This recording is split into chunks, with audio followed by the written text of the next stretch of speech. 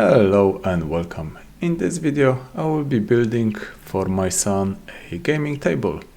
The only brief I got from him was that he would like to have plenty of LED lights and he would like it to be black and white. My local timberyard in Spondon, Derby in UK. Thank you guys in Fletchers. £210. Well spent? Not sure. 210 quid for 7 boards. 210 long, 40mm thick, 195 wide. Let's have some fun. It is my second time when I'm using mahogany boards for a project. To start with, I'm using my moisture meter just to check the moisture content, just to be on the safe side to avoid any disappointments down the line. This one is quite good. The highest reading was 7 and a bit, so good to go. I'm selecting boards that I want to use for the tabletop, and the remaining boards will be used for the main frame. Again, they look quite similar, however the boards are of a slightly different color, and because of this I need to fine-tune which one will be used for front frame, back legs and so on. As you can see, I engaged my AutoCAD skills and I'm drafting 3D using massive powerful software. No, I'm kidding, I'm going old school pen pencil. Still does the job, and it's sometimes more fun when you can actually sketch it up, and it's just nice just to get a better feel for it. Anyway, time to create a template for the legs. I would like to make them slightly inclined so that the table will look a little bit lighter and hopefully will present better. On the flip side, I want to make sure that the main frame and the legs are chunky enough. The table will be used by a teenager, so I expect it will be used and abused. Hence the frame needs to be quite substantial to take all the punishment across the years to come. I'm using now my bandsaw just to cut the template, and it's doing a pretty good job. Time to fire up my 6.5-inch jointer and just to smooth off the edges. For a change, I've decided to leave the volume up of the machines when I'm using any tools, so I'm trying to keep them in the background. Anyway, playing with the shape and just testing if it will look okay. So I want the legs to be slightly inclined and tapered as well.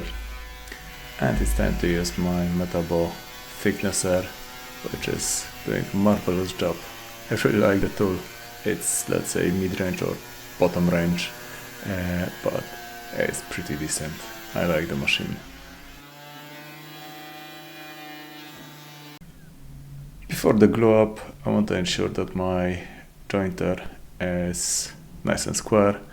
I know that it doesn't really matter in the grand scheme. I will be still using in and out technique just to make sure that corresponding edges will be matching, but just to ensure that it is as square as I can make it happen, I'm trying to, let's say, play with it a little bit and fine-tune it. And it's quite nice just to be able to tune it and make sure it is nice and square, which I think I succeeded.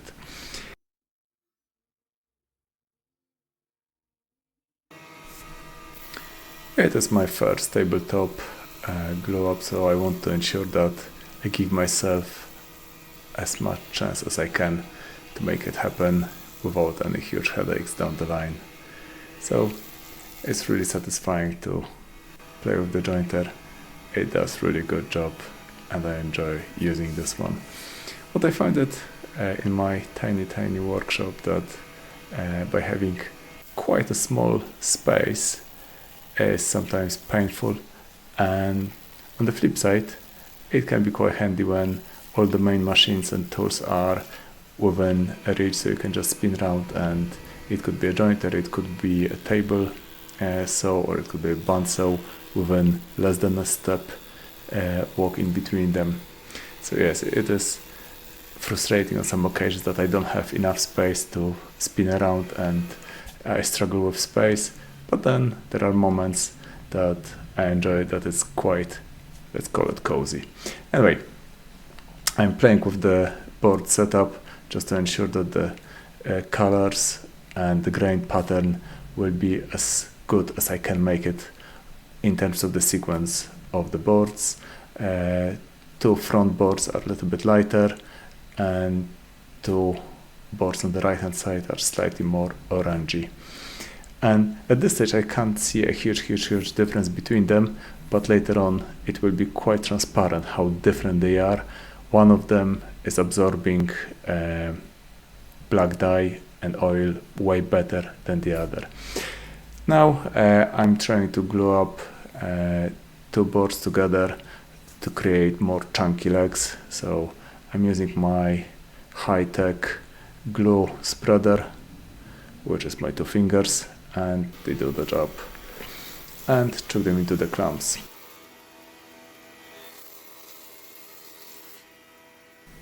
Now I'm working on a material for the main frame, and as I mentioned, it's quite nice. Jointed on one side, turn around 180 degrees or even less, and I have my table saw, and it is quite handy. I know it is in the way, I know I don't have much space, but I do enjoy working my little shed. Anyway.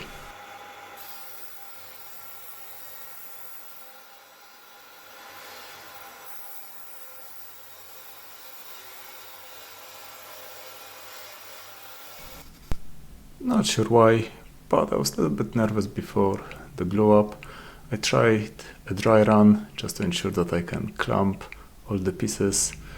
Then I was a little bit disappointed. You can see in the second board from the left that there was a tiny dip and I wasn't entirely happy. Now using my magic glue spreader, trying to cover all the sides with plenty of glue, and I'm having good fun. You can't have too many clamps. I used sellotape on the underside of the timber members going left to right, just to ensure that they will not stick into the glue up. Now I'm using wood shavings just to remove the excess of the glue. Not sure if this is actually the best way, but I saw it at some point on YouTube and I thought, hey, let's give it a go. Now I'm using the template just to mark up how I would like to cut the legs out of this glued up 2 sections. So I'm just checking that I can still make it happen out of one piece to make two legs. So time to move on to my bandsaw and give it a bit of a go. It's going fairly slow, but it does the job. Probably the blade or the bandsaw is getting slightly dull, so it might be time to upgrade it shortly, but it's still doing the job. And now once I managed to cut to have 4 individual legs, it's time to use double-sided tape, or no, I was supposed to use double-sided tape, and I'm using masking tape with CA glue to attach template to the leg, and you can see quite a bit of spirit of glue. I just used too much. Anyway, time to use the router bits to follow the template with the bearing guide, and it's doing the job, but it's just taking forever. Now it's fun part with my daughter, just to try to play with the layout. We are using 1:1 scale of paper just to mark it up and just have a go how to cut the table. That's my second go, and again I wasn't entirely happy with the outcome, and then I had another go, and overall I think I had 4 different goes, not including small scale, just to check which one will look okay. So the brief from my son was to make it like it would be falling into smaller pieces. So that was the extent of the brief. I must be crazy to cut this quite nice solid mahogany tabletop into smaller chunks, but hey ho, sometimes you have to do stupid things. Hopefully it will come out nicely. Time will tell. Plenty of dust and smoke. I think I will have to buy a new blade. I was supposed to buy one a while ago. Anyway, in the meantime, my new toy arrived. I bought it on AliExpress and I'm quite happy. I will give it a go in part 2 to connect all the joints to make the frame.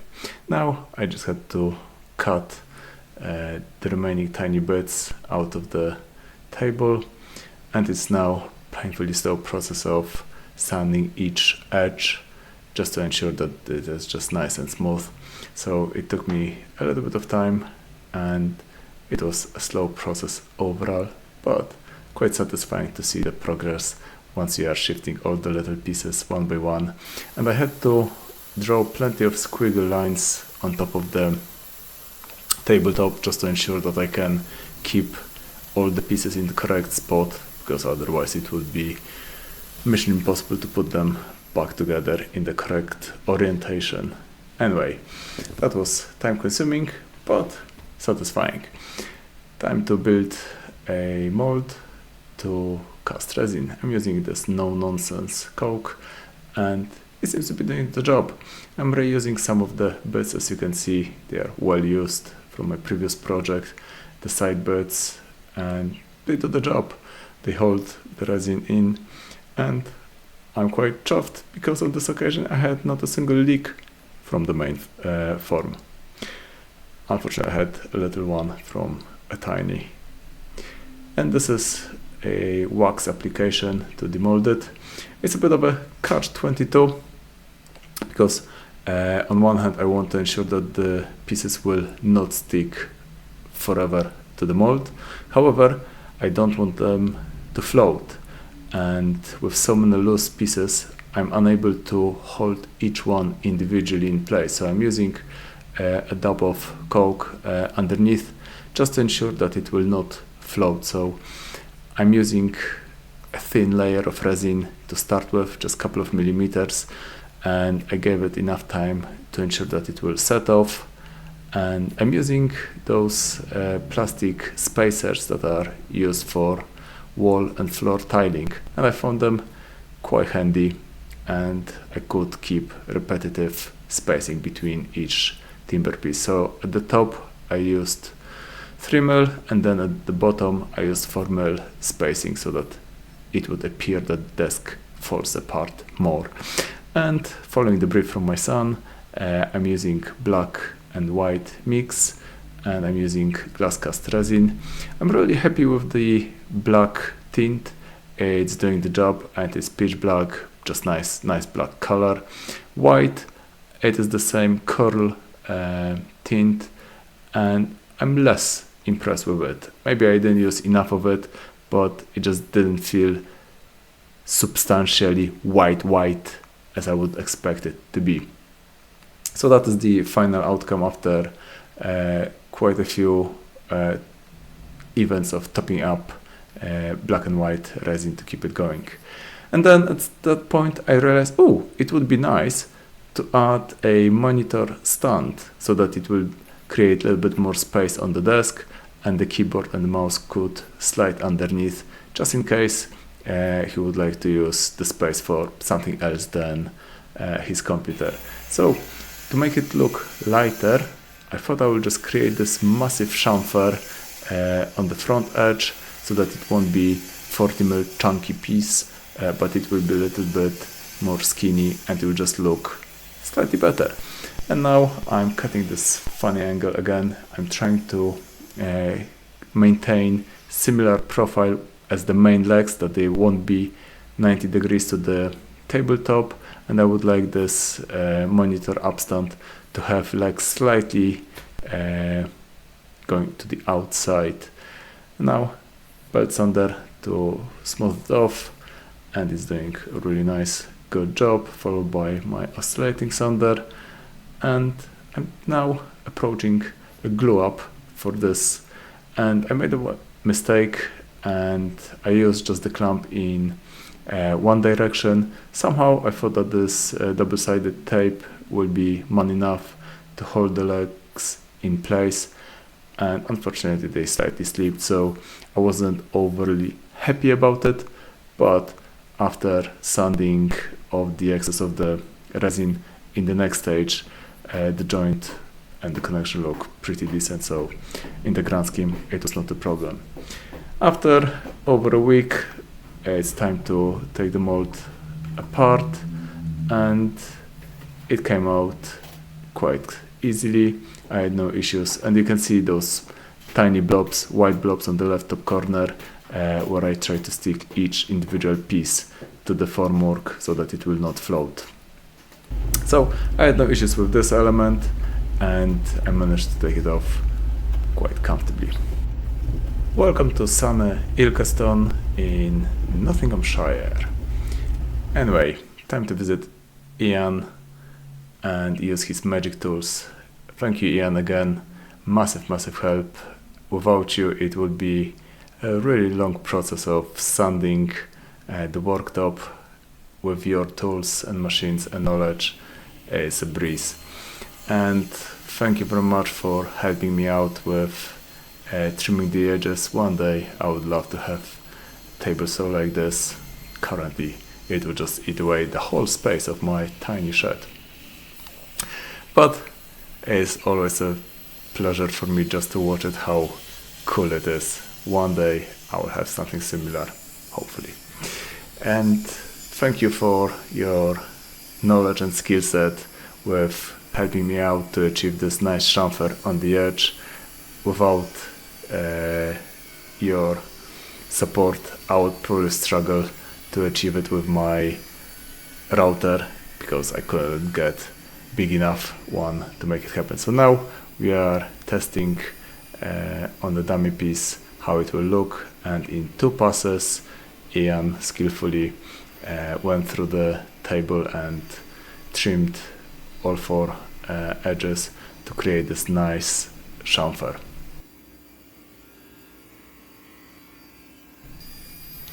This sacrificial plywood fence allowed to run a table in a vertical position, and it's just cool. And it did work actually quite well. I was quite surprised. Thanks, Ian, again.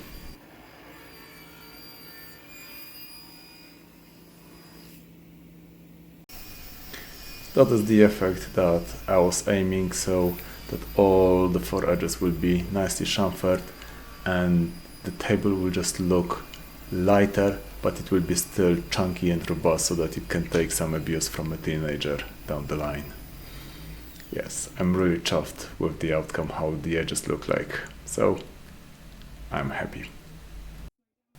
Back home, I decided to add the grooves for the monitor upstand, so that there will be again similar pattern and it will just look slightly more interesting.